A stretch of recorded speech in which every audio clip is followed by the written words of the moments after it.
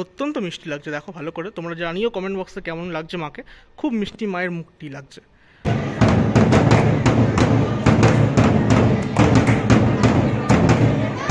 এই হচ্ছে সার্বজনীন বাসন্তী পূজার নাট মন্দির। প্রত্যেক বছর কিন্তু এই ঠাকুরটা মানে প্রতিমা কিন্তু এখানেই হয়ে থাকে নাট মন্দিরে। ব্যাপক লাগছে, মানে 3 বছর আমি এই নিয়ে আসছি। খুব সুন্দর প্রতিমাটা হয় প্রত্যেক বছর। বাঙালিদের মানে আসল যদি দুর্গাপুজো বলা হয় এটাই। আর আমরা যেটা বাঙালিরা সেলিব্রেট করি সেটা কিন্তু শরৎকালের দুর্গাপুজো, তাই সেটাকে শারদীয় দুর্গাপুজো বলা হয়। এবং সেই পুজোটি শুরু করেছিলেন আমাদের ভগবান শ্রী রামচন্দ্র, এবং আমরা সেই পুজোটাকে কিন্তু মান্যতা দিয়ে অনেক বড় করে মানে এখন সেটাকেই পালন করা হয়। তো হ্যালো এভরিওয়ান, আশা করি সকলে ভালো আছো, সুস্থ আছো। আর ভিডিও শুরুতেই সকলকে জানাই বাংলা নববর্ষের অনেক অনেক শুভেচ্ছা। আর আজকে আমার গন্তব্যস্থল কিন্তু চুঁচুড়া। আর আমি অলরেডি চলে এসেছি হাওড়া স্টেশনের একদম সামনে, দেখতেই পাচ্ছ পেছনে হাওড়া ব্রিজ। আর বেশ ভালো গরম পড়েছে, তো চলো আজকের বেশ ভালো মজা হবে। আর অনেকদিন ধরেই বলছিল অনেকে যে দুর্গা পুজোর ভিডিও বা পুজো রিলেটেড ভিডিও আমি কেন দিচ্ছি না, তো তাই জন্যই কিন্তু আজকে চলে যাচ্ছি চুঁচুড়াতে বাসন্তী দুর্গা পুজো কভার করার জন্য। আর এখন কিন্তু হাওড়া স্টেশনের ভেতরে ঢুকছি। আজ হলো 12:26, মানে 12:30 বাজতে যায়। আর এখন ভিড়টা জাস্ট দেখো হাওড়া স্টেশনে। হাওড়া স্টেশন কিন্তু অন্যতম একটা ব্যস্ততম স্টেশন, সবসময় ভিড় থাকে। আর এই হচ্ছে আমাদের ট্রেন, মানে যেটা করে আমি এখন যাব চুঁচুড়াতে। এটা 2 নম্বর প্ল্যাটফর্ম দিয়েছে, হাওড়া মেমোরি লোকাল। যদিও চুঁচুড়া যাওয়ার জন্য তোমরা কিন্তু ব্যান্ডেল লোকাল, এছাড়া বর্ধমান লোকাল আর এমনিও নর্মাল প্রচুর ট্রেন কিন্তু তোমরা পাবে। আমাদের ট্রেন কিন্তু নির্ধারিত সময় অর্থাৎ 12:45 হাওড়া স্টেশন থেকে রওনা দিল মেমোরি যাওয়ার উদ্দেশ্যে। তবে আমার গন্তব্য চুঁচুড়া, আর আমার ভাড়া পড়লো 10 টাকা। জাস্ট নামলাম কিন্তু এই মুহূর্তে চুঁচুড়া স্টেশনে। আর হাওড়া থেকে চুঁচুড়া স্টেশনের দূরত্ব ছিল 35 কিলোমিটার। আর তোমাদেরকে কিন্তু একদম হাওড়া থেকে জার্নিটা দেখাচ্ছি এই কারণে, যাতে তোমাদের এই পুজোটা দেখতে আসতে হলে কোনো রকম যাতে অসুবিধা না হয়। তবে একটু হলে চাপ হয়ে যাচ্ছিল, কেননা আমি জাস্ট ঘুমিয়ে পড়েছিলাম। একটা স্টেশন আগে কিন্তু ঘুমটা ভেঙেছে, তাই জন্য কিন্তু বেঁচে গেছে, নাহলে কিন্তু আবার আমাকে 1-2 স্টেশন ক্রস করে আমাকে চুঁচুড়া আসতে হতো। তো যাই হোক, এখন চুঁচুড়া স্টেশনে নেমে গেছি। আর 1 নম্বর প্ল্যাটফর্ম দিয়ে কিন্তু আমাদের এখন বেরোতে হবে। চুঁচুড়া স্টেশনের বাইরেটা চলে এসেছে। এই হচ্ছে স্টেশনের বাইরেটা, 1 নম্বর প্ল্যাটফর্ম দিয়ে বেরোলাম। আর বেরিয়ে এইখানে কিন্তু টোটো প্রচুর দাঁড়িয়ে থাকে। এখন দেখছি অনেক কম দাঁড়িয়ে আছে যদিও। আর এই টোটোতে এসে তোমাদের বলতে হবে টোলা ফটক যুব সংঘ ক্লাবে তোমরা যাবে। ওই হার্ডলি 10 থেকে 15 টাকা হয়তো ভাড়া নেয়। তবে অবশ্যই আমি সাজেস্ট করবো, যদি দিনের বেলায় গরমে এই ঠাকুরটা দেখতে আসো, টোটো করেই কিন্তু যেও। আমিও কিন্তু টোটো ধরে নিচ্ছি। A few moments later. So finally toto থেকে নামলাম এক্ষুনি জাস্ট। আর অলরেডি দেখতে পাচ্ছ সামনে এখান থেকে লাইটিং এর গেট শুরু হয়ে যাচ্ছে তোলা ফটক যুব সংঘ ক্লাবের বাসন্তী দুর্গাপুজোর জন্য। আর এটাই হচ্ছে মেন গেট। আর এই গলি দিয়ে ঢুকলে সামনেই পুজোটা হয়। চলো এখন ঢোকা যাক এই গলির ভেতরে। রাত্রিবেলায় কিন্তু লাইটিংটা দেখতে ব্যাপক লাগবে। আর ওই মাথাতেও কিন্তু লাইটিং দিয়েছে। তবে মোটামুটি দেখতে পাচ্ছ ব্যারিকেড করা, সন্ধ্যাবেলায় কিন্তু পুরো ব্যারিকেড থাকে এই জায়গাটা। সো ফাইনালি চলে এসেছে, দেখতেই পাচ্ছ মণ্ডপের একদম সামনে। ঠিক এই জায়গাটাতে প্রত্যেক বছর পুজোটা হয়ে থাকে। এবারের মণ্ডপটা কিন্তু বেশ জাঁকজমক করেই কিন্তু তৈরি করা হয়েছে লাস্ট ইয়ারের থেকে, যেটা দেখে আমার মনে হচ্ছে। আর ঢুকেই যেটা দেখতে পাচ্ছি, এখানে একটা বড় সড়ো ধরনের ঝাড়বাতি সেট করা হয়েছে, যেটা রাত্রিবেলায় কিন্তু দারুণ লাগবে দেখতে মণ্ডপটা। আর ওপরের যে ঝাড়নটা দিয়েছে সেটা কিন্তু খুব সুন্দর, নীল আর ইয়েলো কম্বিনেশন, খুব সুন্দর দেখতে লাগছে। চলো প্রতিমাটা আগে তোমাদের একবার দেখিয়ে দিই। এই হচ্ছে সার্বজনীন বাসন্তী পূজার নাট মন্দির। প্রত্যেক বছর কিন্তু এই ঠাকুরটা মানে প্রতিমা কিন্তু এখানেই হয়ে থাকে নাট মন্দিরে। ব্যাপক লাগছে, মানে 3 বছর আমি এই নিয়ে আসছি। খুব সুন্দর প্রতিমাটা হয় প্রত্যেক বছর। এই বছরও কিন্তু প্রতিমার যে বিশেষ করে যে শাড়ির কালারটা খুব সুন্দর লাগছে, মিষ্টি একটা কালার কিন্তু দেওয়া হয়েছে। বসন্তকালে যে দুর্গাপুজোটা হয়, যেটাকে আমরা বাসন্তী পুজো বলি বা বাসন্তী দুর্গাপুজো বলি, এটাই কিন্তু অ্যাকচুয়ালি বাঙালিদের মানে আসল যদি দুর্গাপুজো বলা হয় এটাই। আর আমরা যেটা বাঙালিরা সেলিব্রেট করি সেটা কিন্তু শরৎকালের দুর্গাপুজো, তাই সেটাকে শারদীয় দুর্গাপুজো বলা হয়। এবং সেই পুজোটি শুরু করেছিলেন আমাদের ভগবান শ্রী রামচন্দ্র, এবং আমরা সেই পুজোটাকে কিন্তু মান্যতা দিয়ে অনেক বড় করে মানে এখন সেটাকেই পালন করা হয়। তবে অ্যাকচুয়ালি কিন্তু এটাই আসল বাসন্তী দুর্গাপুজো বা দুর্গাপুজো। আমি বাসন্তী পুজো কমিটির 68তম বর্ষের যুগ্ম সম্পাদক রাজেশ মণ্ডল। 1 বছর পর আবার দেখা, খুব ভালো লাগছে তোমাদের সাথে আবার 1 বছর পর আবার মিলিত হলাম। একদমই। বসন্তকালের এই যে বাসন্তী দুর্গাপুজো, এটাকে নিয়ে তুমি কি বলতে চাও?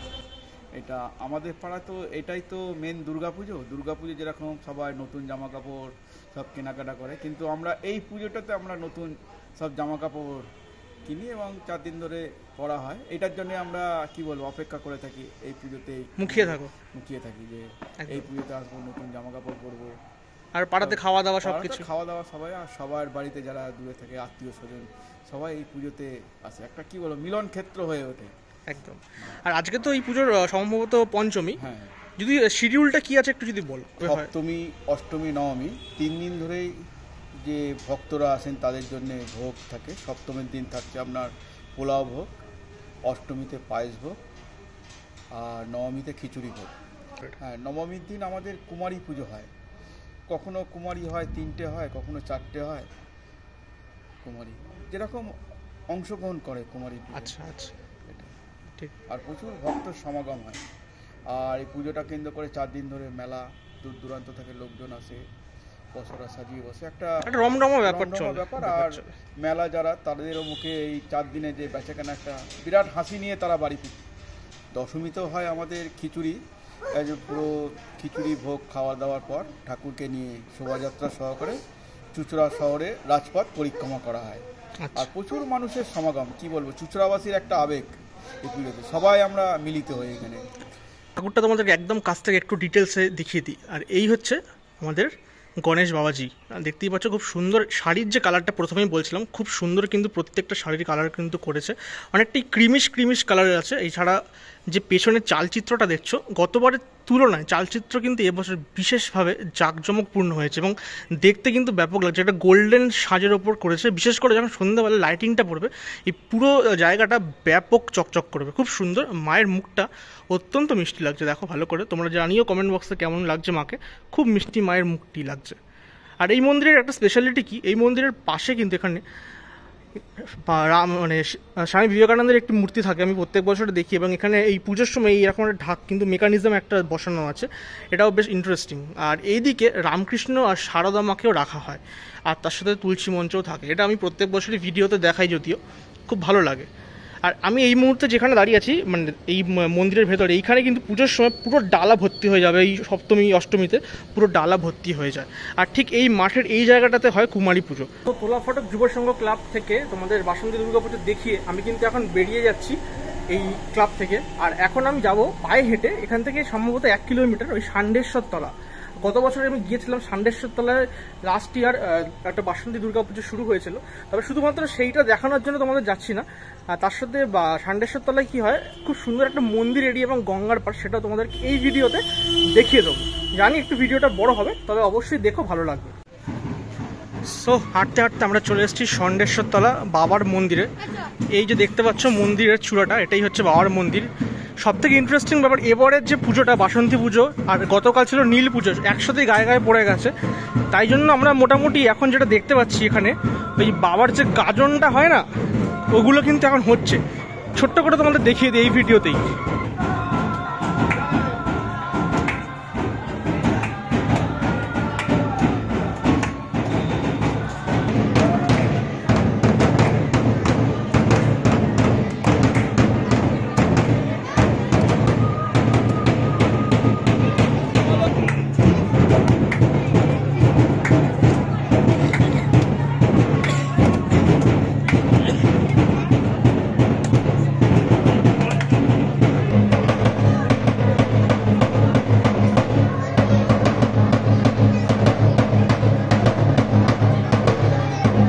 ওই হচ্ছে মন্দিরটা, শিব মন্দির, যেটা তোমাদের দেখালাম গাজন চলছে।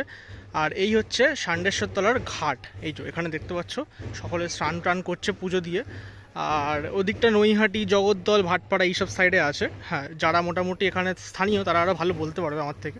তো মোটামুটি খুব ভালো একটা জায়গা, এখানে মোটামুটি বসার জায়গা আছে, আড্ডা মারার খুব ভালো জায়গা। তো আজকের এই ভিডিওটা কেমন লাগলো, ভালো লেগেছে কি? অনেকক্ষণ ধরে, মানে অনেক দিন ধরে তোমরা বলছিলে যে পুজোর ভিডিও দাও, বাসন্তী পুজো মানে এসে গেছে তার ভিডিও দাও। তো ফাইনালি নববর্ষে তোমাদের জন্য বাসন্তী দুর্গা পুজোর ভিডিও দিয়ে দিলাম, এটা প্রথম ভিডিও ছিল। এছাড়াও অন্নপূর্ণা পুজো আছে 1-2 দিনের মধ্যেই, সেটাও কিন্তু খুব ভালো ভালো কয়েকটা চুজ করে দেখাবো তোমাদেরকে। আর আশা করছি বাসন্তী দুর্গা পুজোর আরও 1-2টো পুজো তোমাদের দেখাতে পারবো যদি ভালো কিছু পাই। তো দেখা যাক কী হয়। বাকি তো অবশ্যই সাবস্ক্রাইব করতে হবে, লাইক করতে হবে, ভিডিওটার কমেন্ট অবশ্যই আশা করি ততক্ষণে করে দিয়েছো। আর ভিডিওটা শেয়ার করো, শেয়ার না করলে ছড়াবে কী করে ভিডিওটা, ঠিক আছে? তো অবশ্যই আশা করবো এই সব কিছু তোমরা করবে। আর দেখা হচ্ছে খুব তাড়াতাড়ি নেক্সট ব্লগে। ততক্ষণ মজা করো, এনজয় করো, আর নববর্ষ ভালো করে কাটাও।